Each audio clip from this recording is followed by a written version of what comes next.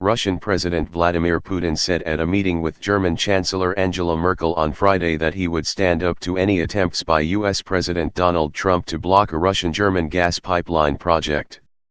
Berlin and Moscow have been at loggerheads since Russia's annexation of Crimea 4 years ago, but they share a common interest in the Nord Stream 2 pipeline project, which will allow Russia to export more natural gas to northern Europe. A U.S. government official this week said Washington had concerns about the project, and that companies involved in Russian pipeline projects faced a higher risk of being hit with U.S. sanctions. Donald is not just the U.S. president, he's also a good, tough entrepreneur, Putin said at a news conference, alongside Merkel, after the two leaders had talks in the Russian Black Sea resort of Sochi. He's promoting the interests of his business, to ensure the sales of liquefied natural gas on the European market, Putin said, departing from his usual approach of being scrupulously respectful when speaking about Trump. But it depends on us, how we build our relations with our partners, it will depend on our partners in Europe. We believe it, the pipeline, is beneficial for us, we will fight for it. As well as the differences over Nord Stream 2, European capitals are at odds with Washington over Trump's decision to withdraw from the Iranian nuclear deal. Moscow shares Europe's position on the deal. Some commentators have said that a shared opposition to Trump's stances on Iran and other issues could lead to a rapprochement between Europe and Russia, repairing a relationship badly damaged by the Ukraine conflict. Merkel, who earlier in the day received a bouquet of pink and white roses from Putin as she arrived at his residence in Sochi, also hinted at tensions between Berlin and the Trump administration. Asked about differences with the United States over the Iran deal and other issues, Merkel told reporters, "We have a strong transatlantic friendship, which during its history has had to withstand many questions of different opinions, and I think that might be the case now as well."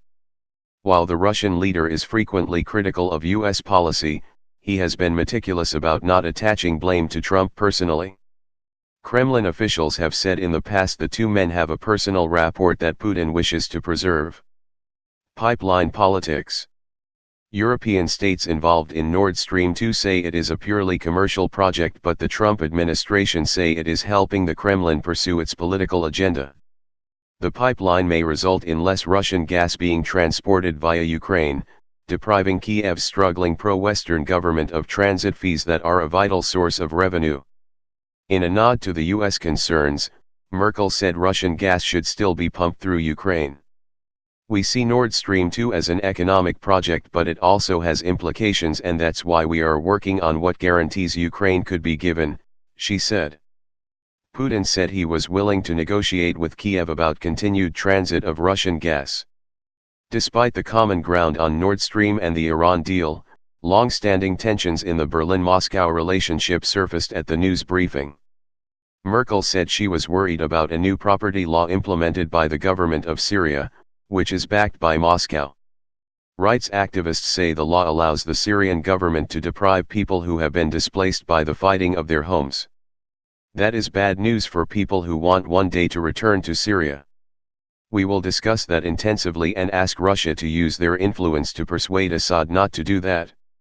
We must prevent facts being created on the ground," Merkel said. Putin a day earlier had received Syrian leader Bashar al-Assad at his residence in Sochi for talks.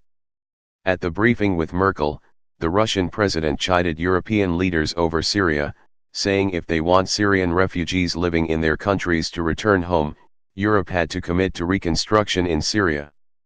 Diplomats say that is a bone of contention, because European governments believe Russia should pay the lion's share of the multi-billion-dollar reconstruction costs since it is the main military force and power broker in Syria.